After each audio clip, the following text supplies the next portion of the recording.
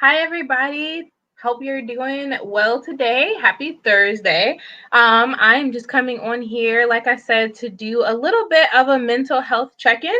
I know that there have been a lot of things going on in the world today, from the looting in Chicago to the recent, shooting of Jacob Blake to the issue in Kenosha, Wisconsin. There's just so much going on. And so, on top of the fact we're still in a global pandemic, I think that, with all the things that go on, I think we even forget sometimes it's like, oh, yeah, and then this is still going on. So I definitely just wanted to come on and I'm gonna give a chance for people to just come and join the room a little bit and just check in and see how everybody is doing, to see how you're handling things, how what coping skills that you're using and things like that. So once you come on in, just shoot a comment so that I can know that you're here.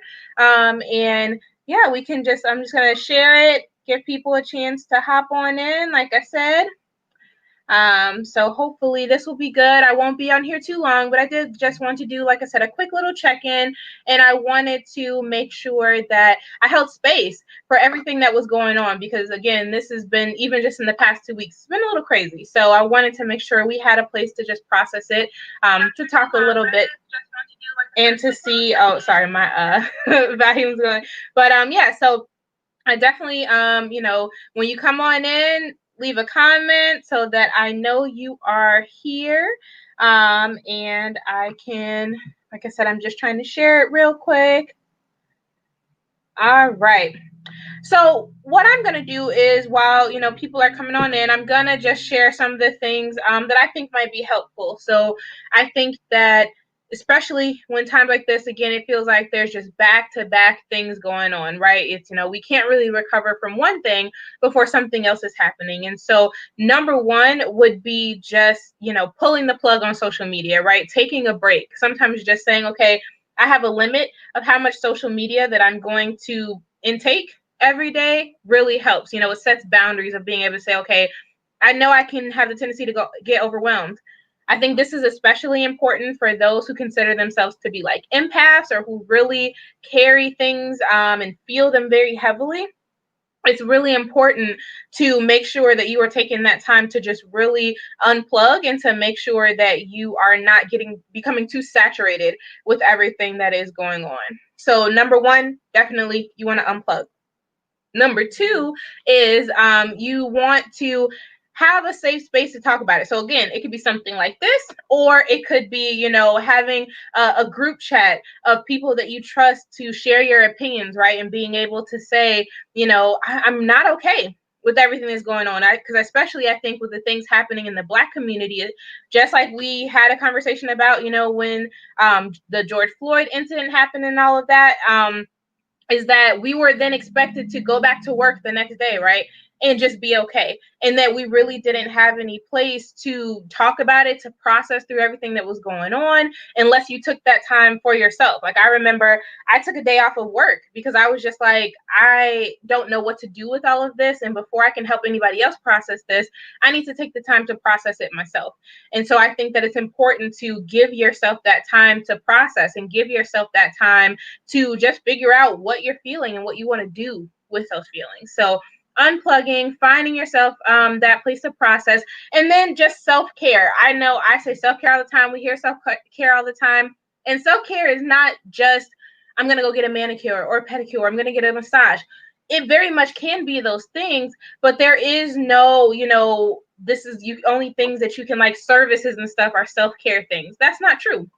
Self-care could be, I'm making sure that I'm drinking enough water today. Self-care could be, I'm making sure that I'm going to sleep. I'm stopping my projects early. I know that's something that, transparency, I really struggle with stopping, right? I will be up sometimes to 2, 3, 4 in the morning working on things, and then I'm exhausted, and I'm like, well, why? You didn't take that time to prioritize sleep. You didn't take that time to, prioritize whatever you need, or making sure I'm eating a meal, not going such long periods without eating and things like that. And that's self-care, that's prioritizing yourself. And so that's really, really important. And I hope that you are finding different ways to utilize self-care, whatever that looks like. Because again, for some people, it might be a manicure. For some people, it might be a massage. For some people, it could just simply be getting 30 minutes to themselves a day. which a lot of us sometimes don't have that time to just sit and be with ourselves. That looks really different for everybody, right? I know my husband really likes to play video games, and so him having 30 minutes of video game time to himself might be just as important as me being able to say, hey, I need to go and sit in my car and get some sunshine for 30 minutes. So whatever that looks like for you, I always tell people self-care is whatever rejuvenates you, whatever refreshes you, whatever makes you feel full again, because too often we're running on empty, right? We're constantly pouring, we're constantly doing, we're constantly going, and we're not stopping. And self-care is what helps us to take those pause. A couple of weeks ago, we talked about the pause playlist, and I shared mine. And it was so important, I think, especially at the beginning of this pandemic and everything that was going on, is being able to take those intentional moments to slow down. And I can tell you, I have used that playlist quite a few times. Anytime where I really feel like my days are getting too busy, or I feel like, I don't know if it's just, I feel like I need a break mentally and emotionally in the middle of my day.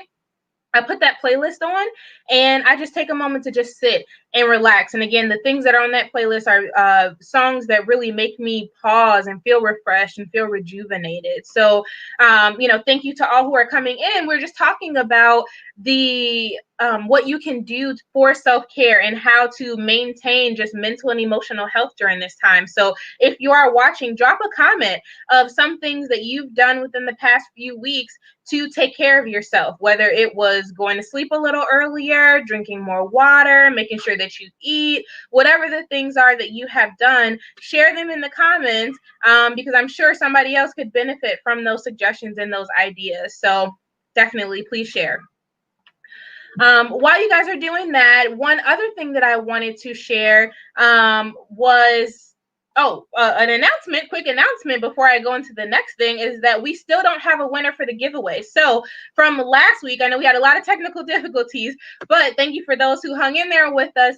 We had a giveaway. So there was a trivia question of what was the name of our previous guest, Jessica Contessa. What was the name of her publishing company? And whoever answers the name correctly of her publishing company, you are going to win a free ebook. So I want to make sure that I'm still giving that out. So you can go ahead, watch the replay from last week.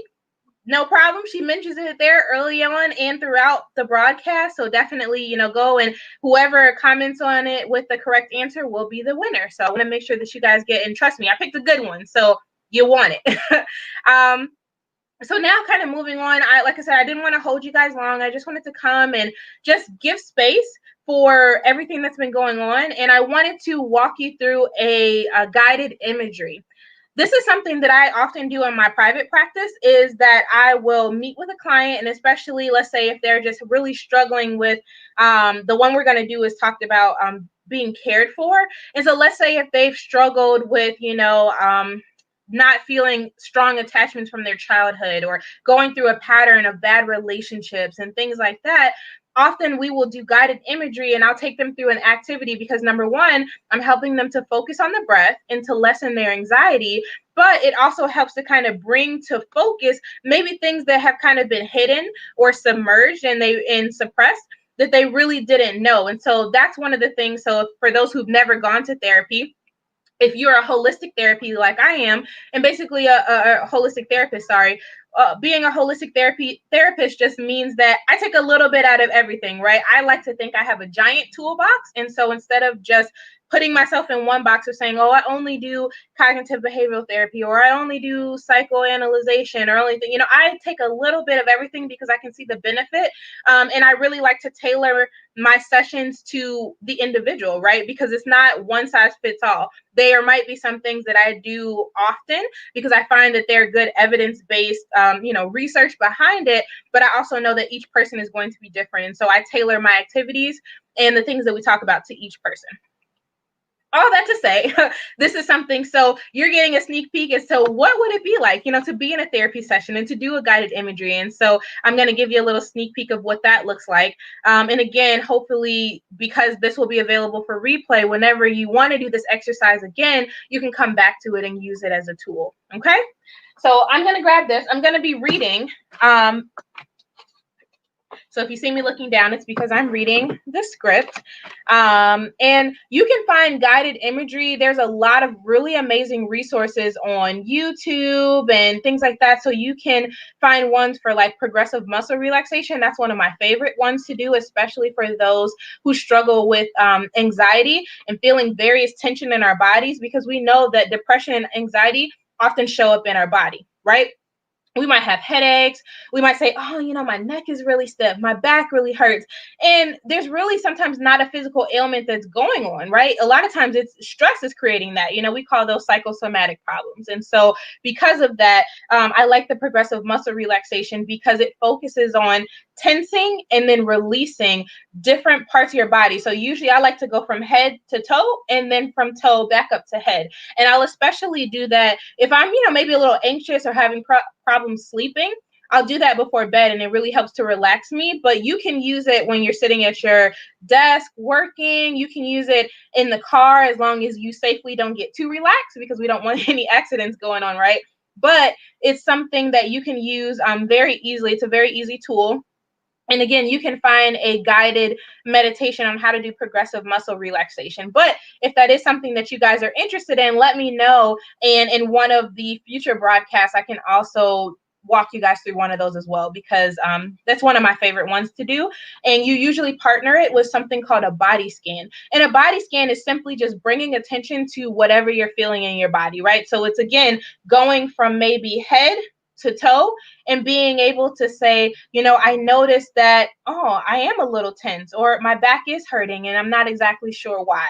And so that is something that you can do, right? So we're going to go ahead. I am going to start the guided imagery and the guided meditation. Get yourself as comfortable as you want. So as you're watching this on the replay, if you're watching it live, however you find yourself to be comfortable. So whether it is lying down or sitting up, you just want your back, your neck, and your spine fully supported as best as possible. So if you're in a chair, you might want to sit back, whatever feels best to you.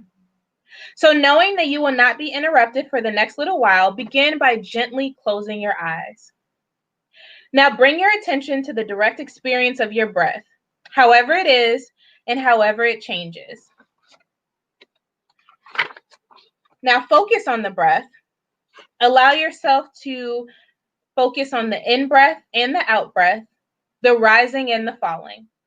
If you can, try to follow one full cycle of the breath from the beginning of the in-breath through its entirety to the beginning of the out-breath. So what that would look like is breathing in through your nose,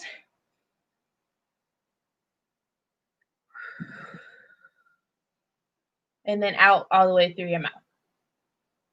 Allow yourself the time and the space to be in direct contact with the breath throughout one entire cycle. As you continue to pay attention to the breath, you may notice distractions that arise. Just allow yourself to notice those distractions. Any bodily sensations or any thoughts that may arise. If possible, allow yourself to become aware of the separateness of those bodily sensations. Notice how those sensations are separate, distinct from your thoughts, your ideas, and your words. And again, you want to take another deep breath.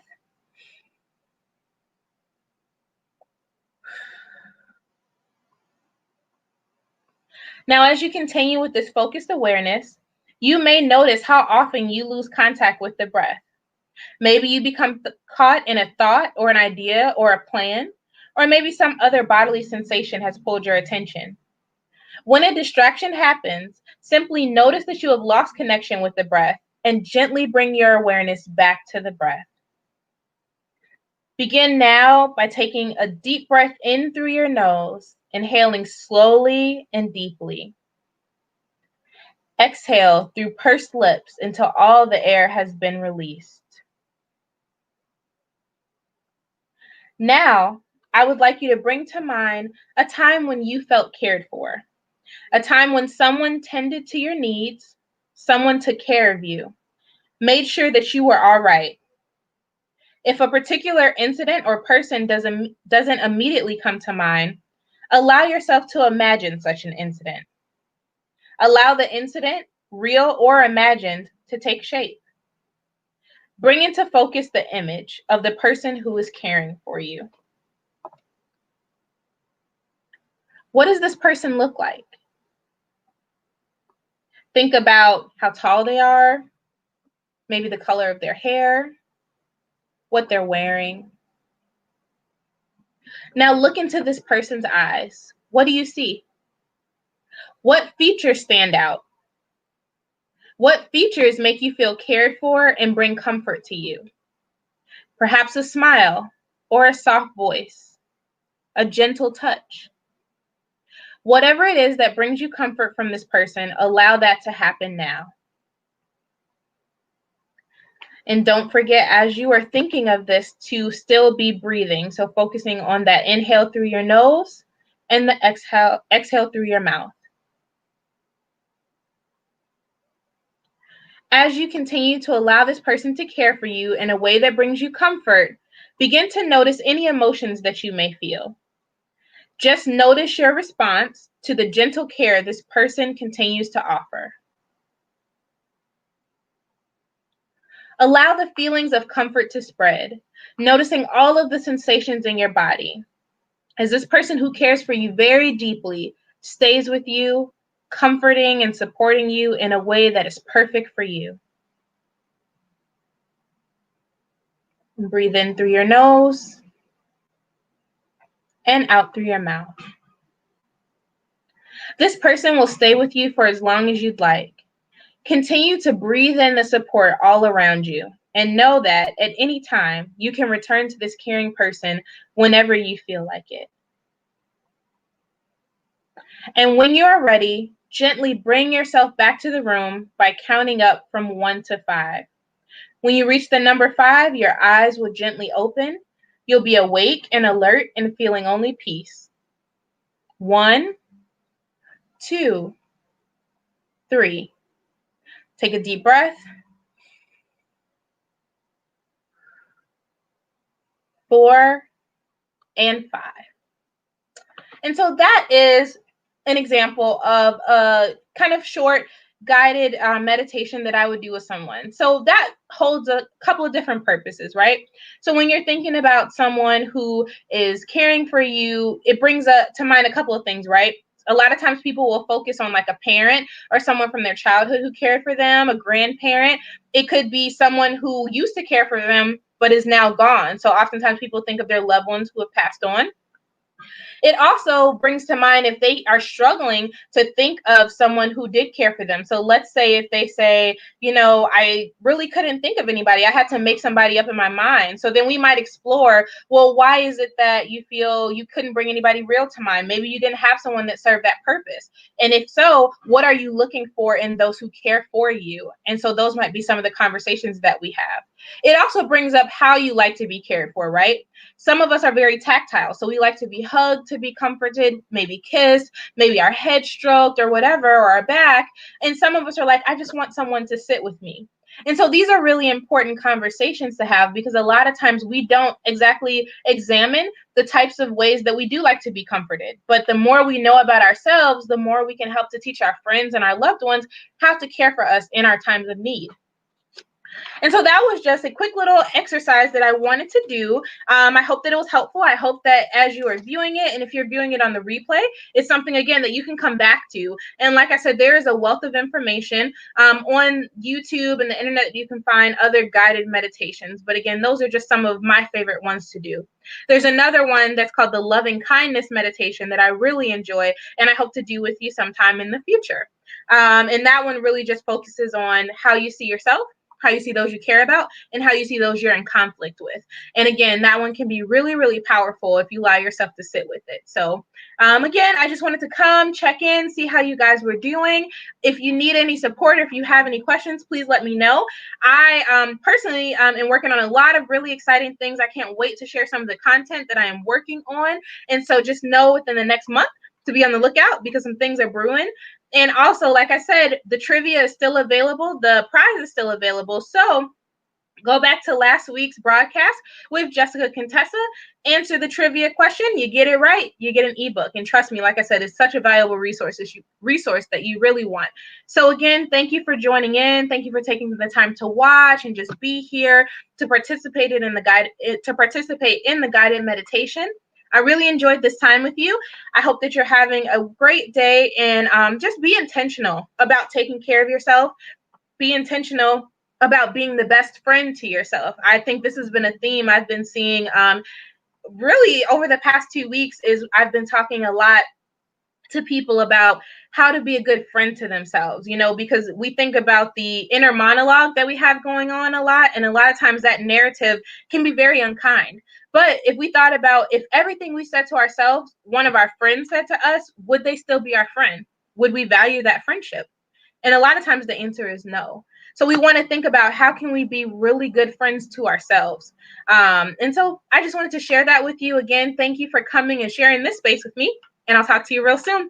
Next week, I have another special guest that will be joining me. We are talking about a much needed topic. I can't wait to, share the flyer and the topic that is coming. But I'm super excited. So again, thank you for everyone who came in and just enjoyed. And I'll talk to you soon. Have a good one. Bye.